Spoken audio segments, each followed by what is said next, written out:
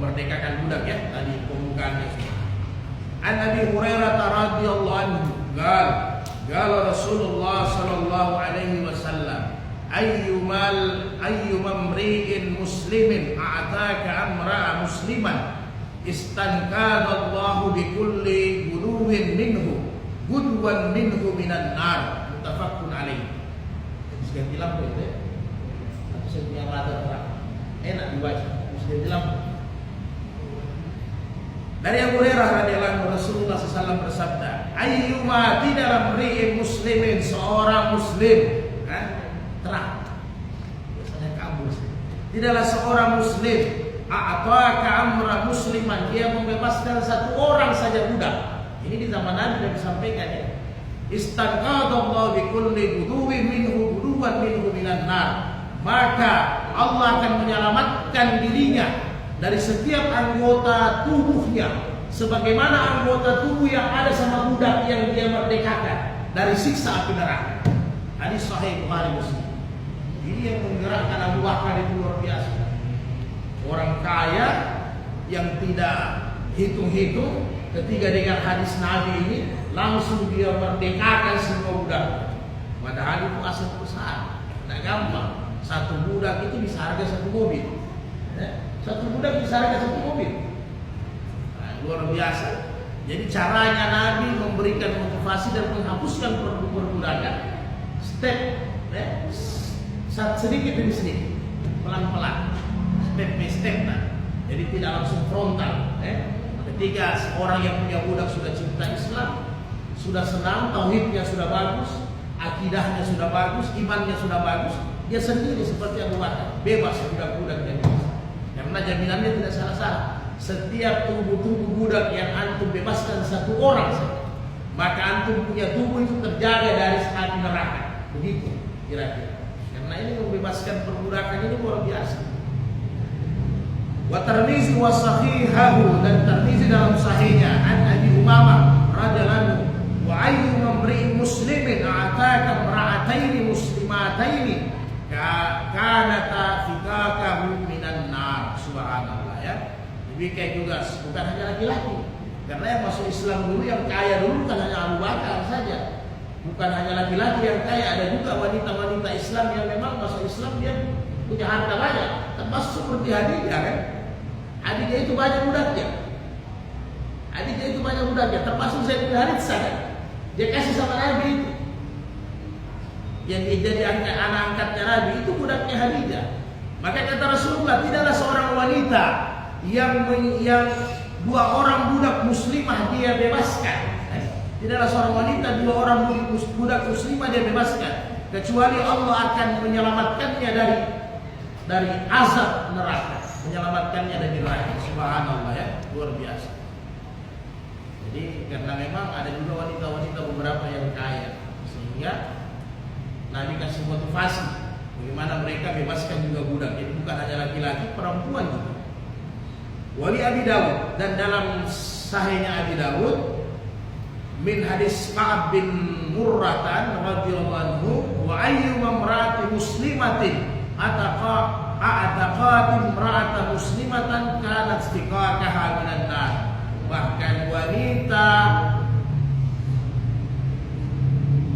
seorang wanita yang memerdekakan satu orang muslim sekalipun, muslimah sekalipun, maka dia terselamat dari api neraka di hari ini. Kurang lebih banyak hadis-hadis begini hampir sama konteksnya ya. Jadi luar biasa, subhanallah ya, cara Nabi ini luar biasa. Karena biasanya perbudakan ini jarang kita dengar dalam sirah Nabawiyah, karena jarang diangkat ya. Hayatus sahabat juga jarang diangkat ini barang. Karena yang paling populer ya paling hanya masalah-masalah hukum saja. Ya, bagaimana salat, bagaimana ibadah, muamalah, pernikahan, munakahat, jarang disebut dalam bab perbudakan ini. Padahal budak ini andil besar adalah Rasulullah. Luar biasa. An Abi Dzar radhiyallahu anhu qala sa'altu Nabi sallallahu alaihi wasallam, saya bertanya kepada Nabi, ayyul amali afdal, amal apa yang afdal, yang utama ya Rasul? Qala imanu billahi, engkau beriman kepada Allah. Dalam hadis-hadis saya yang lain kan summa istaqim, kemudian kalian istiqamah dengan keimanan itu. Kemudian wajihadu fi sabilihi, dan engkau berjuang di jalan Allah, ya. Tentunya ini penjabarannya banyak. Dan jihad yang lalu sudah kita bahas di bab jihad. Jihad yang paling utama adalah jihad qital. Yang disebut dengan jihad itu ketika kaum muslimin dirongrong, kaum muslimin diintimidasi, ya. Maka pada saat itu kita harus angkat senjata. Itu yang disebut dengan jihad. Yang disebut dengan orang yang mati adalah syahid. Mereka adalah syuhada. Maka itulah jihad yang terbesar. Ketiga, dalam keadaan kondusif, maka jihad-jihad ini banyak menurut penafsiran para ulama dalam hadis-hadis sahih, termasuk mencari nafkah yang halal, ya. Mencari nafkah yang halal untuk keluarga itu jihad yang besar. Kemudian mengajarkan ilmu agama, utamanya tauhid, syariat kepada siapa saja, itu jihad yang besar. Kemudian mengumandangkan azan, itu juga jihad besar, karena mereka adalah perwakilannya Allah, ya. Mereka perwakilannya Allah. Jadi azan ini, muazin ini jihad yang besar. Penulis, ulama-ulama cendekia yang menulis kitab-kitab, ini semua jihad. Jadi begitu banyak jihad tentunya. Kemudian dalam hadis-hadis sahih, jihad yang paling mudah kita laksanakan adalah memberi petunjuk ke jalan kebaikan. Itu sudah jihad yang besar. Memberi petunjuk ke jalan kebaikan, luar biasa. Tidak main-main, ya.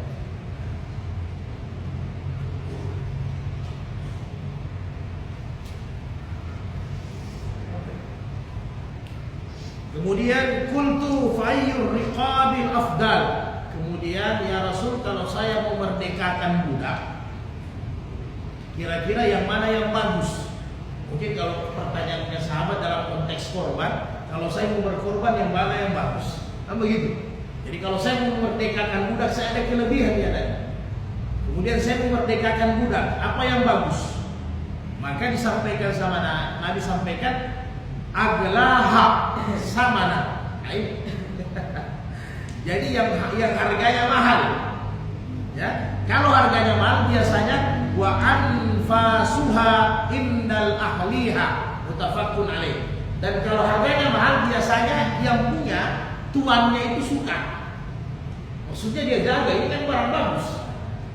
Ya kalau kendaraan atau binatang ternak yang mau kita beli, kalau bilang dia sapinya sapi besar, sapi bagus, sumbawa atau sapi apa, pasti harganya di atas, kan? Dan pasti itu dia sayang. Nah begitu juga budak, karena budak ini dulu harta, ini aset. Kalau saya punya duit, salah satu amal saleh di zaman Nabi itu memerdekakan budak. Itu amal saleh yang terbesar. Bahkan sesudah iman, sesudah jihad, ya, amal saleh yang terbesar itu memerdekakan budak di zaman Nabi.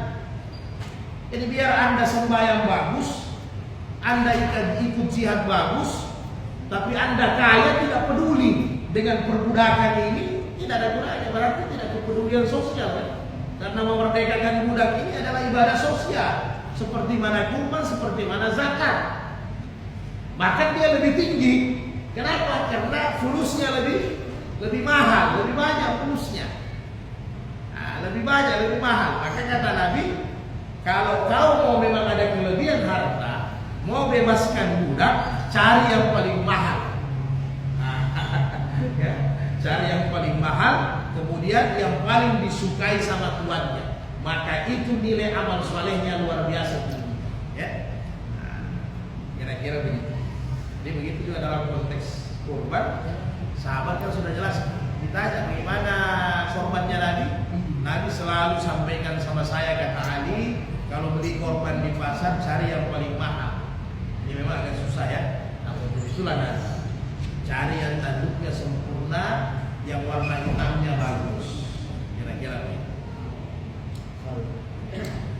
Kemudian Ibnu Umar radhiyallahu anhu, kalau Rasulullah sallallahu alaihi wasallam. Nah, ini kalau serikat. Man a'taka sirkan lahu fi 'abdin fakana lahu malun yablughu samanan al-'abdi qawmu alaihi qiyamat 'adl. Fa'ata suraka'ahu kisasahum wa ataka alaihi al-'abd wa illa faqad ataka minhu ma atak, muttafaqun alaih. Jadi kira-kira dulu. Budak ini ternyata di zaman Nabi ada juga modelnya serikat. Serikat ini berarti dua kepemilikan. Ya, ini budak ini berarti ya, memang budak kan saya sudah sampaikan dia bukan hanya bentuknya yang manusia kalau di zaman Nabi, di zaman jahiliyah ya, bentuknya manusia, tapi sebenarnya seperti hewan juga. Ya kerja tidak dikasih, kerja hanya dikasih makan, tidak digaji. Dirinya dia tidak miliki, itu kan status budak. Hanya bentuknya memang manusia. Budak tidak bisa, dia tidak ada jam kerja, dia 24 jam kalau tuannya belum suruh istirahat, tidak boleh istirahat. Dia hanya dikasih makan, tapi dia tidak ada upah, tidak ada gaji. Bahkan dia bisa dijual, karena dia budak itu investasi dulu. Jadi salah satu barang simpanan adalah budak, selain zahabi wal fiddah ya, selain emas dengan perak, selain kendaraan, salah satunya adalah budak itu simpanan. Maka Nabi bilang kalau terjadi ada serikat budak, jadi umpamanya si A ini budak, ini budak, yang punya ini 2 orang, ya, yang punya ini 2 orang, Nasrul dengan Salman. Tiba-tiba Nasrul ini ada dapat hidayah, kan begitu kira-kira. Saya dapat hidayah, kepemilikan saya dengan Anda, saya sudah lepas. Paham kita ya? Ini maksudnya hadis. Kepemilikan saya dengan Anda, saya sudah lepas. Jadi tisu ini sebagai budak, tinggal 1/2 orang yang, tinggal 1 orang yang miliki, tapi kepemilikannya juga 1/2. Ya, tinggal Salman yang miliki 1/2. Maka bagaimana caranya? Kalau memang Nasrul ada duit, ya, dia tidak bayar utuh lagi ini harga budak untuk kasih merdeka. Kalau seandainya harganya 10 juta, karena Nasrul sudah ikhlas bagian dia, berarti 5 juta kurang. Nasrul tinggal bayar sama Salman jadi 5 juta. Maka ini bebas. Maka Nasrulnya dapat pahala, jasad ente akan selamat dari api neraka di hari kemudian. Seperti mana hadis yang benar. Ya kan begitu? Bisa paham ya? Nah sekarang persoalannya, kalau seandainya Nasrul sudah kasih bebas, hak dia, kepemilikan dia 1/2 kasih bebas, sahamnya lah 50% sudah bebas. Salman masih punya saham sama 50%. Jadi bagaimana? Nasrul tidak punya duit untuk bebaskan. Berarti kepemilikan 1/2 jatuh sama Salman tetap, dengan catatan kata Nabi, jika tidak ada maka hamba tersebut harus bekerja dengan cara yang ringan, tidak boleh padat lagi. Karena bukan Salman punya semua. Bisa separuh. Ya? Bisa separuh. Iya. Iya. Jadi jam kerjanya juga begitu. Jadi kata Nabi, maka jam kerjanya juga begitu. Jadi kalau seandainya tadi dia kerja untuk umpamanya supaya mudah kita mendengarnya, biasanya kalau budak begini bagi hasil. Ini budak kepemilikan Salman dengan Nasrul, nanti kerja di kebun ini, hasil kebun ini nanti dibagi 2. Kan tidak ada lagi budak tidak digaji kan? Nah, sekarang tinggal Salman. Berarti di budak andai kata dia kerja dari jam 6 subuh sampai jam 6 sore, berarti ini budak, ini tisu tadi dia kerja dari jam 6 sampai jam 12 saja, tinggal 1/2 hari kerja. Karena sisanya dia sudah tidak budak. Bisa kita paham ya? Nah, kecuali nanti Salman dapat hidayah juga. Sudahlah, karena antum juga sudah bebaskan, saya juga bebaskan, maka tisu bebas kemana-mana. Nah, kalau dia kerja, orang merdeka harus digaji. Ya, itulah yang Nabi sampaikan sebelum keringatnya kering, ya begitu. Harus digaji dia kalau dia sudah kerja, karena dia bukan status budak lagi. Jadi begitu buat bisa paham kira-kira ya. Jadi berarti di zaman Nabi itu unik juga ya. Jadi kendaraan itu dimiliki 2 orang lah, begitu ya. Harta itu dimiliki 2 orang. Jadi kalau yang 1/2 dapat hidayah mau bebaskan, nah begitulah modelnya. Kalau dia ada duit, ya bayar sama yang serikatnya. Kalau dia tidak ada duit, maka orang yang serikat tinggal harus meringankan kerjanya budak sampai cari sponsor lah, kira-kira begitu ya. Sampai dapat sponsor supaya 1/2-nya dirinya dibebaskan. Sampai begitu, karena itu ada di zaman Nabi terjadi. Makanya Nabi sampaikan.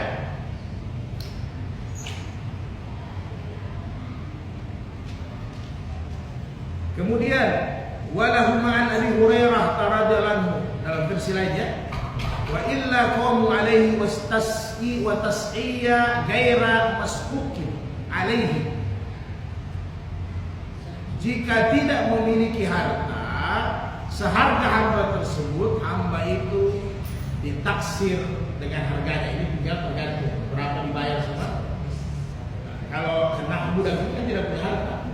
Kalau budak ini punya harta, boleh dia bayar setengah dirinya sama tuannya, sama sarwanya. Tapi kalau tidak punya harta, ya sudah pasrah. Ya? Atau tinggal kalau memang Nasrun ada duit, ya tinggal transaksi saja berapa harganya yang patut dibayar setengah dari budak. Kemudian disuruh usaha yang tidak memberatkan. Jadi kerjanya juga sudah ringan, tidak full lagi kerjanya. Ya, itu tidak bisa pakai 1 hari full, Pak. Tidak boleh. Ya. Lain lalu, karena apa? Dirinya sudah setengah merdeka. Ya, dia tidak bisa pakai lagi. Maka sebenarnya yang rugi, kalau begini terjadi, ruginya Salman, umpamanya.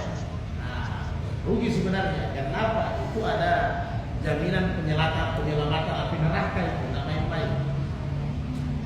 Jadi bahkan dalam hadis sahih saja 1 orang saja. Bagaimana pada Abu Bakar ya? Dia bukan beli, dia selain beli, budaknya semua dimerdekakan, tapi tetap budak itu tidak mau pulang dari Abu Bakar. Ya, setelah dimerdekakan tidak mau pulang, tetap kerja sama Abu Bakar, tapi sudah beda. Abu Bakar gaji lagi. Belum lagi yang di luar seperti Bilal, disiksa, ya bayar lagi Abu Bakar. Jadi bagaimana luar biasa Abu Bakar ya? Sudah orang awal masuk Islam, sudah dia juga paling banyak bebaskan perbudakan. Selain Khadijah, Abu Bakar ya yang banyak bebaskan perbudakan. An Abi Hurairah radhiyallahu anhu qala Rasulullah sallallahu alaihi wasallam,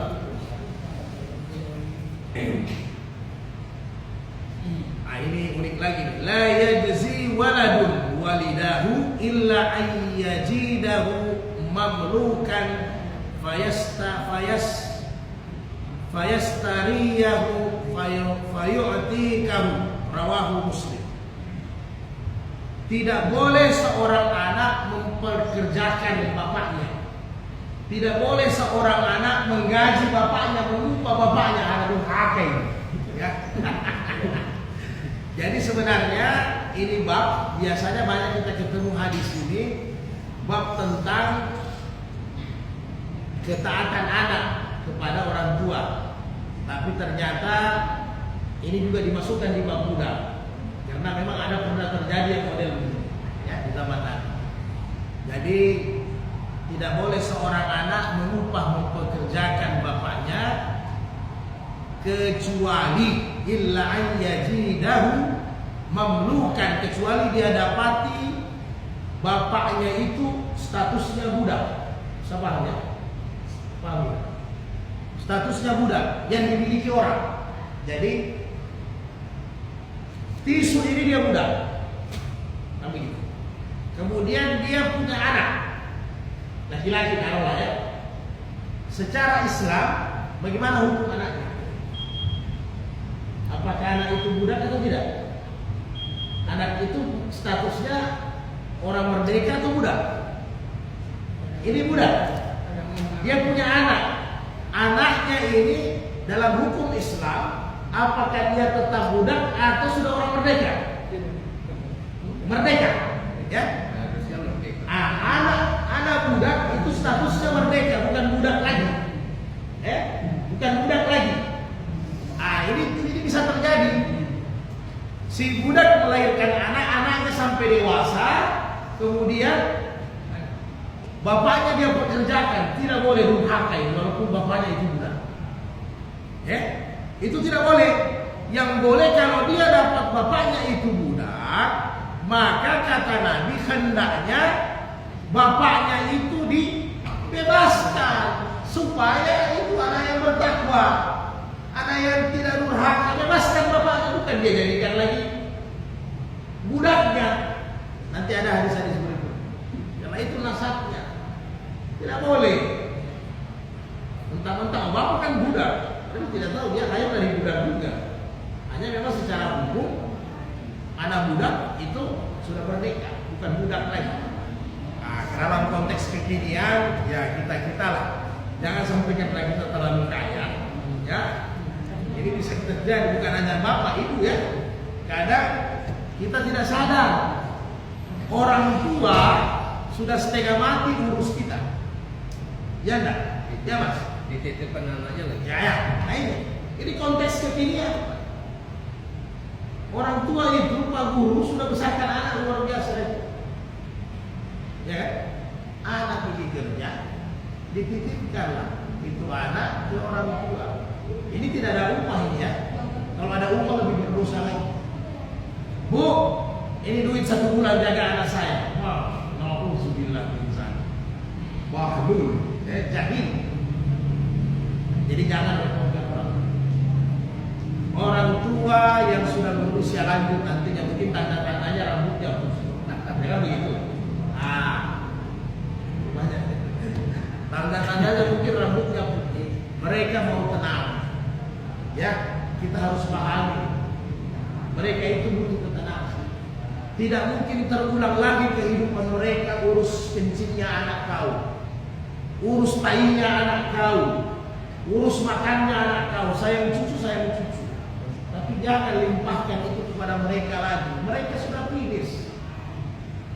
Mereka butuh istirahat. Ini biasa terjadi. Kalau kita punya orang tua di kampung, ya Pak, kita pungkam istilah. Hati-hati.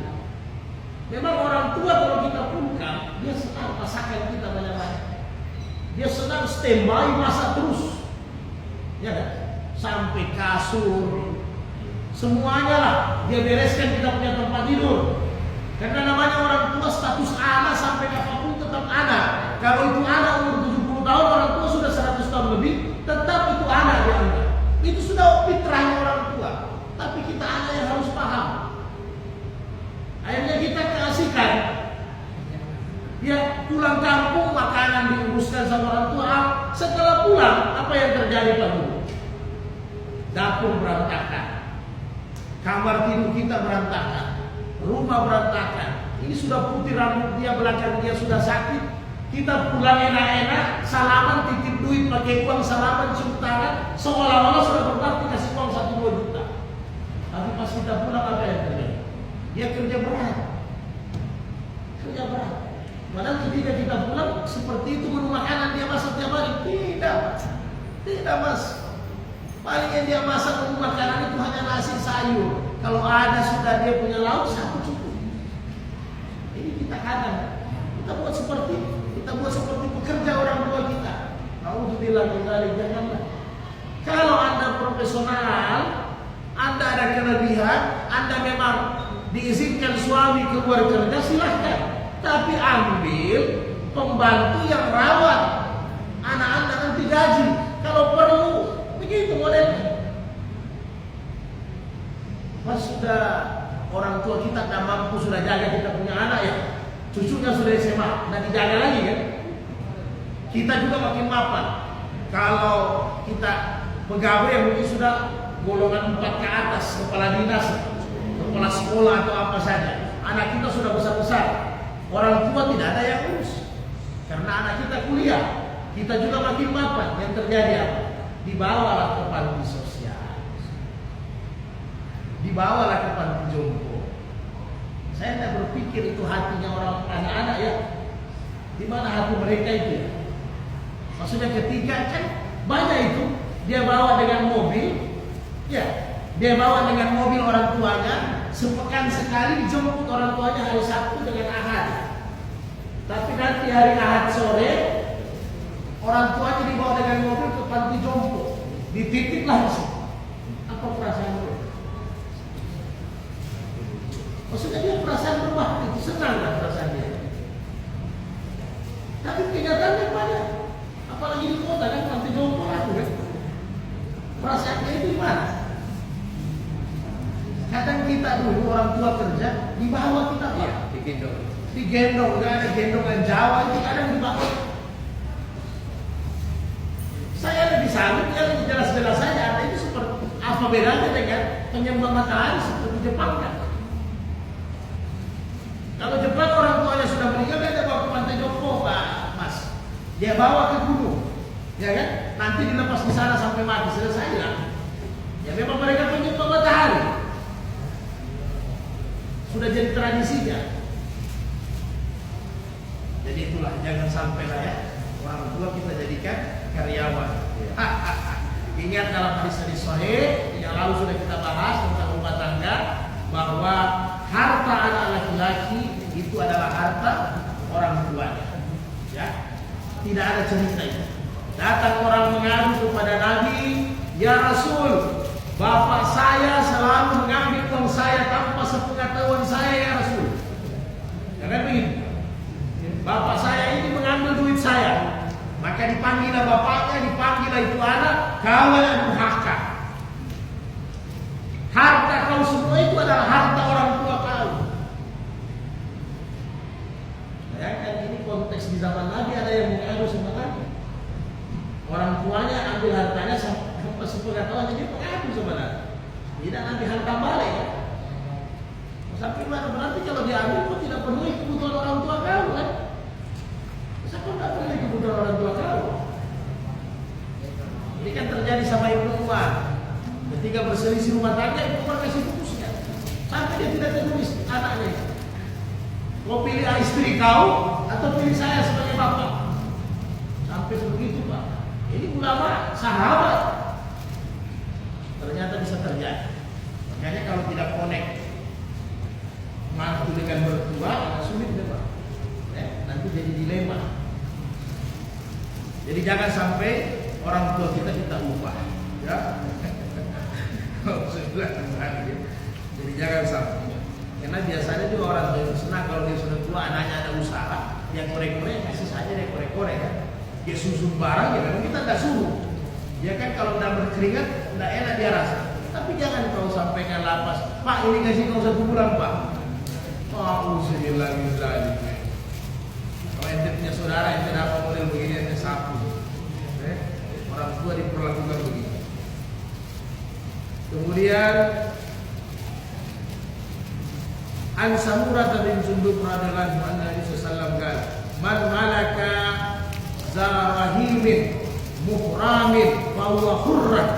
Nah, jadi kata Nabi, barang siapa mendapatkan budak itu masih mahramnya, maka statusnya al-hur, merdeka. Statusnya merdeka.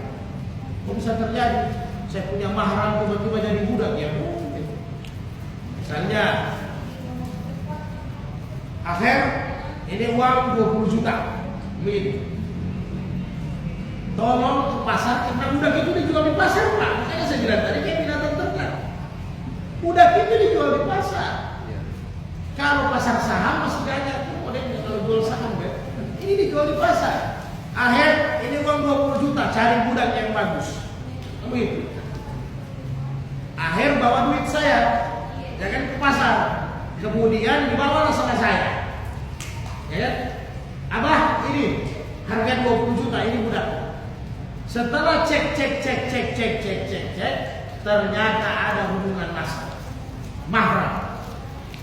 Cek satu bapak beda mama, itu mahram. Iya kan? Satu bapak beda mama, mahram tidak? Mahram. Karena satu darah, itu mahram. Setelah ditahu faknya sama, maka apa yang terjadi? Pada saat itu dia jadi orang merdeka. Ya, karena mahram itu nanti walinya yang mahram juga. Jadi tiba-tiba setelah akhir beli di pasar, ternyata saya punya adik, ya kan? Atau saya punya kakek langsung, mana ditahu kan? Kakek langsung, orang tuanya bapak. Setelah dicek, barusan ketemu, dia jadi budak. Karena proses budak ini kan ada dua. Ada budak memang dari nasabnya budak. Ada budak karena tawadan. Nanti kita bahas. Tiba-tiba kakek saya. Maka pada saat itu statusnya berubah menjadi orang merdeka. Jadi bagaimana saya punya uang? Saya punya uang. Tidak bisa ente minta lagi. Iya kan? Tergantung punya pengorbanan. Jadi begitulah Nabi salah satu cara menghilangkan menghilangkan ini perbudakan, satu dengan cara dibeli, yang kedua dibebaskan, yang ketiga hubungan nasab otomatis bebas. Ya, itu otomatis bebas, tak boleh tidak. Nah, kira-kira begitu. Kemudian yang berikutnya, jadi budak ini maksudnya kenapa bisa terjadi begini? Nah, ini proses budak. Budak ini ada memang dari sononya sudah budak. Yang biasanya yang begitu, yang kulit hitam, tapi lebih hitam dari abal, kan? Hitam-hitamnya itu luar biasa. Nah, itu memang dari sononya turun-temurun banyak budak-budak semua, ya, karena memang mereka dijual beli. Nah, kemudian ada budak statusnya seperti Zaid bin Haritsah, sudah pernah saya sampaikan. Dia kulit putih. Zaid bin Haritsah ini kan kulit putih. Dia anak raja kerajaan salah satu di Mesir. Ini Zaid bin Haritsah, jadi dia anak raja, hanya kerajaan bapaknya berperang. Ya, setelah berperang mereka kalah. Status sejak zaman jahiliyah sampai zaman Islam, ketika terjadi peperangan, siapa yang kalah, yang hidup itu adalah tawanan. Bagaimana caranya menebus tawanan itu? Ditebus dengan duit. Kalau keluarganya tidak bisa tebus dengan duit sesuai permintaan, tawanan itu kan jarima. Nanti dibagi-bagi sama pasukan. Kemudian statusnya itu budak. Begitulah yang terjadi sama Zaid bin Haritsah. Maka Zaid bin Haritsah ketika dijual di pasar, Khadijah lihat, ini kulit putih, ya kan? Ternyata anak raja. Maka Khadijah belilah ini Zaid bin Haritsah, istri Nabi ya. Kemudian Khadijah hadiahkan sama Nabi supaya bantu Nabi, jadi dia orang merdeka. Kenapa jadi merdeka? Karena ketika sama Nabi, Nabi punya budak perempuan, ya, hitam. Budak itu mayoritas hitam, kecuali tak budak tawanan perang. Nabi punya budak hitam, maka dikawinkanlah dengan Zaid bin Haritsah. Dikawinkanlah dengan Zaid bin Haritsah. Maka anaknya itu tidak ikut kulitnya Zaid. Anaknya keluar namanya Usama, kan? Cucu angkatnya Nabi, yang keluar hitam seperti mamanya. Maka Zaid bin Haritsah kalau berjalan dengan anaknya Usama selalu dibilang bukan anaknya, itu anak selingkuh istrinya. Salah apa guru ya? Lalu sudah saya bahas ya. Ternyata di zaman Nabi ada yang ahli. Kalau itu ahli DNA tanpa alat, ya, ahli DNA tanpa alat. Sahabat itu setelah melihat kakinya, telapaknya, maka dia sampaikan ke Nabi, Nabi ini, tapi dia tidak tahu sama dengan Zaid ini ada kakak, anak bapak. Hanya dia sampaikan kedua ini adalah nasab, saudara. Maka Nabi gembiranya luar biasa. Kata sudah fitnah di luar kan, masa anak angkatnya Nabi, anak mantunya berzina. Jadi Usama itu hitam, Zaid bapaknya yang putih. Jadi itu normal-normal saja, tergantung ya. Kalau memang diambil setengah-setengah jadi zebra. Nah, itu sejarahnya. Jadi ada juga budak yang statusnya itu karena kawanan perang. Makanya kulit putih itu biasa kan ada kalau biasa pelet-pelet kalau yang besar itu. Nah, itu biasanya Persia punya ya. Nah, itu biasanya kan ada budak yang berkelahi untuk tontonan kan. Raja-raja, budak satu hitam, satu budak putih, begitulah statusnya. Karena negaranya, kerajaannya harus dijajah, jadi mereka jadi budak semua. Berikutnya saudara sekalian tentang wasiat, masih dalam perbudakan. Jadi saking harta ini budak, jadi harta ternyata yang ini lah model. Jadi budak ini harta. An Imran bin Husain radhiyallahu anhu, anna rajulan, seorang laki-laki, a'taqa sittata mamalika lah. Dia punya budak, asetnya anak orang budak. Maka dia mau merdekakan semua, mau tihilan yakun lahu malu gairuhu, karena dia rasa sudah mau mati. Jadi kalau orang beriman beginilah ya. Sahabat-sahabat Nabi itu dia tahu mau mati, karena ada bisikan.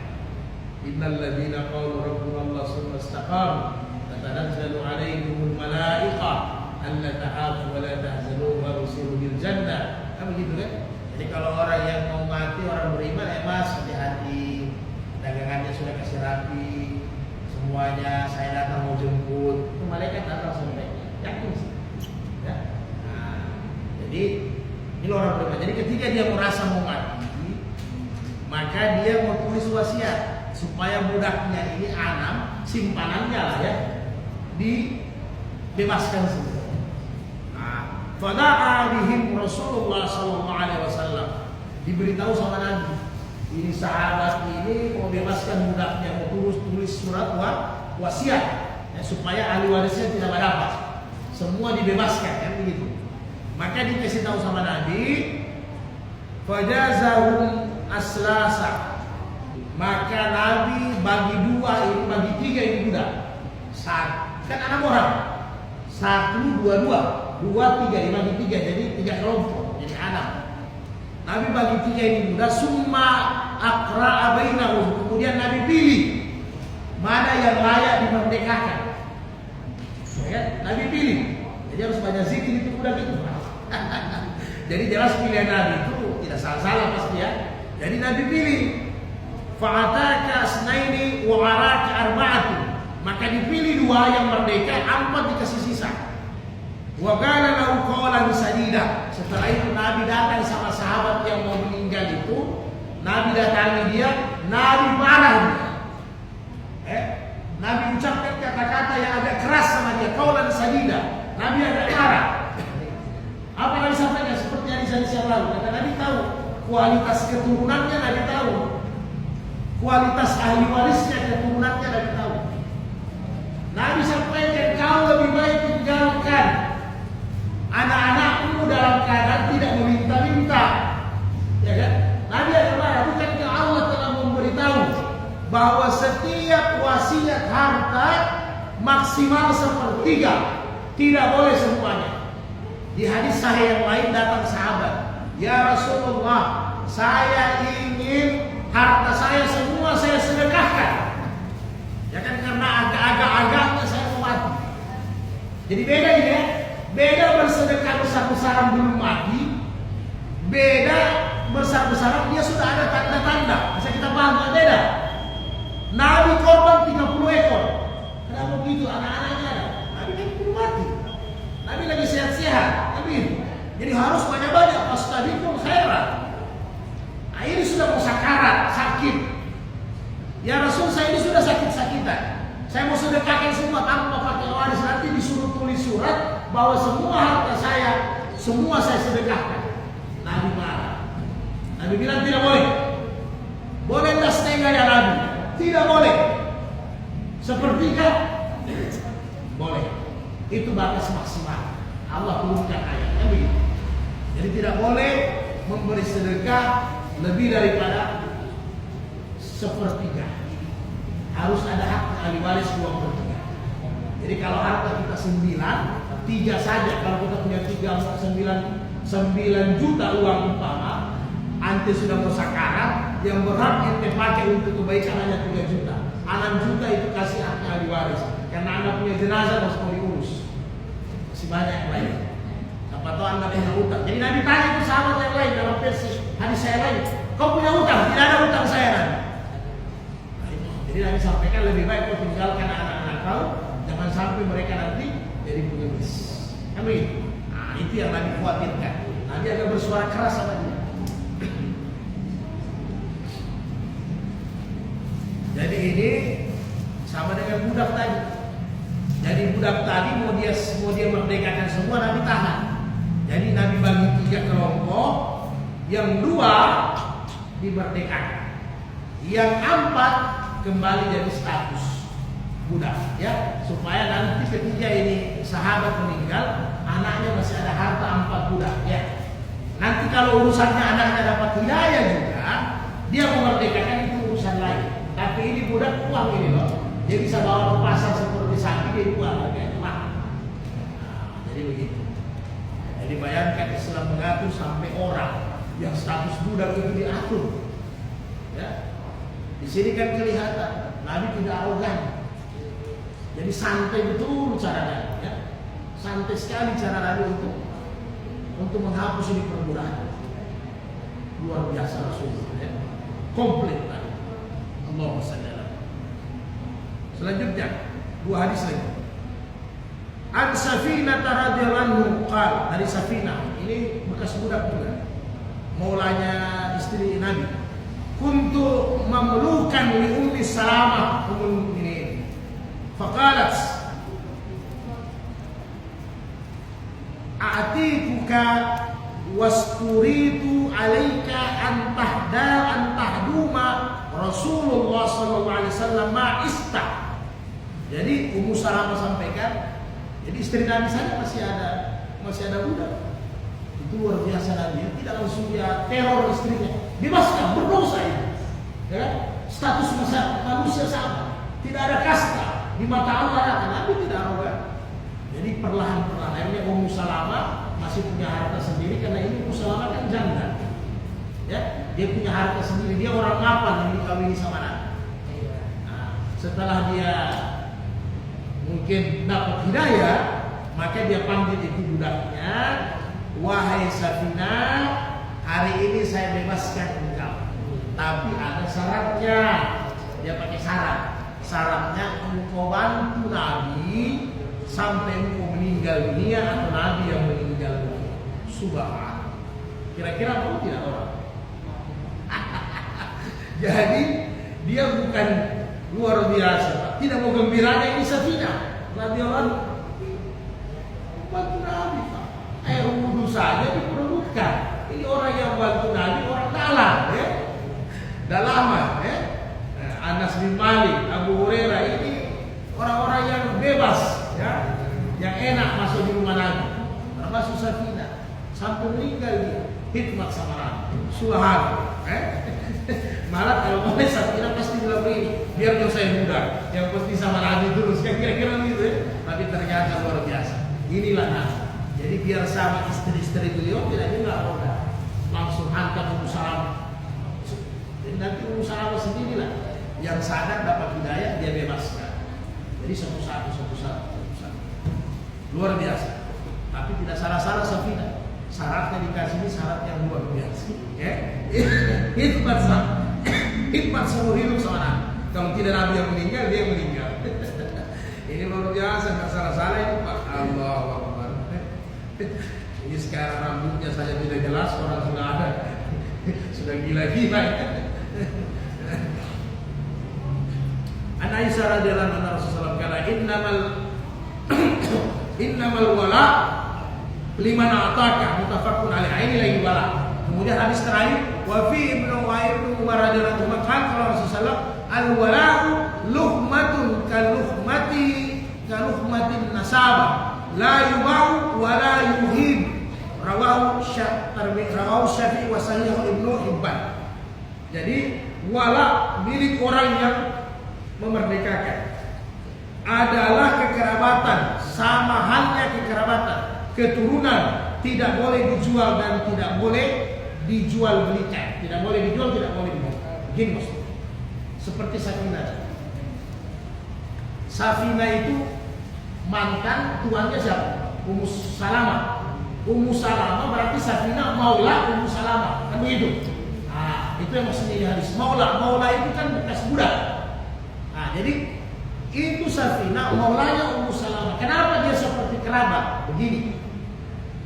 Kalau seandainya Safinah ini meninggal, dia tidak punya anak umpama, tapi dia ada harta. Ketika dia sudah merdeka, dia ada harta. Maka hartanya itu dari mana? Secara hukum Islam lari ke maula yang waktu itu dia punya tuan sebelum merdeka. Lari ke Ummu Salamah, itu aturan syariat Islam. Bisa paham Pak Guru ya?